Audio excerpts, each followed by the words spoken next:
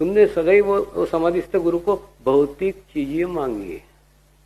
तुमने सदैव समाधिस्थ गुरु को अपने जीवन की समस्या के रोने रगड़े गाए हैं, तो उसने दूर कर दिए, क्योंकि उसका सूक्ष्म शरीर है ना। तो तुम जो बोलोगे वो करेगा, लेकिन तुमको एक बार, दो बार, तीन बार, चार बार में भी ये समझ में नहीं आया कि यहाँ पे जो मांगो वो मिलता है। तुमको नहीं कभी लगा कि मुझे आत्म साक्षात्कार मिलना चाहिए, मुझे आध्यात्मिक प्रगति मिलना चाहिए? कभी मांगा? कभी नहीं मांगा। तो तीन तीन बार, चार चार बार भी तुम्हारे काम होने के बाद भी तुमको ये अक्ल नहीं आई कि ऐसी चीज भी मांगना चाहिए जो शाश्वत हो, जो मांगने के बाद में फिर मांगने की जरूरत ही नहीं पड़े। ऐसा कभी तुमने मांगा नहीं, तो वो तुम समाधिस्थ गुरु को पकड़ के बैठे 25 साल, समाधिस्थ गुरु तुमको पकड़ के बैठा। तो उनको मैंने बोला, और दूसरा ऐसा होता है ना, समाधिस्थ गुरु जीवंत गुरु तक जाने का मार्ग है।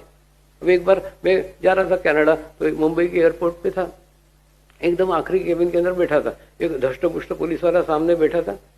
क्या उसको होगी पता नहीं, वो एकदम उठा और मेरे को बोलता, स्वामी जी मेरे सर पे हाथ रखो। तो मैंने बोला, सर पे हाथ रखना मेरे को कोई प्रॉब्लम नहीं, प्रॉब्लम तेरे को सहन होगा कि नहीं होगा?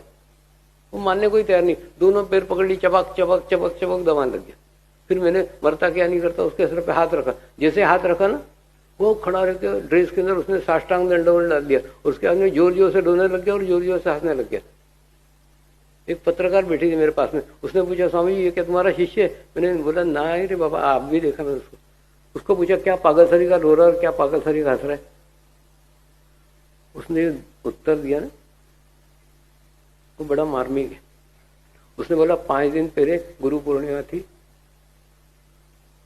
मैं स्वामी समर्थ का भक्त हूं, और स्वामी को मैंने बोला, जीवन में सब कुछ पा लिया, अब कुछ पाने की इच्छा नहीं, केवल आत्मा साक्षात्कार करा दो, केवल आत्मा अनुभूति करा दो।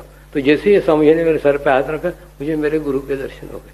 तो कहने मतलब समाधिस्थ गुरु को मांगो तो सही।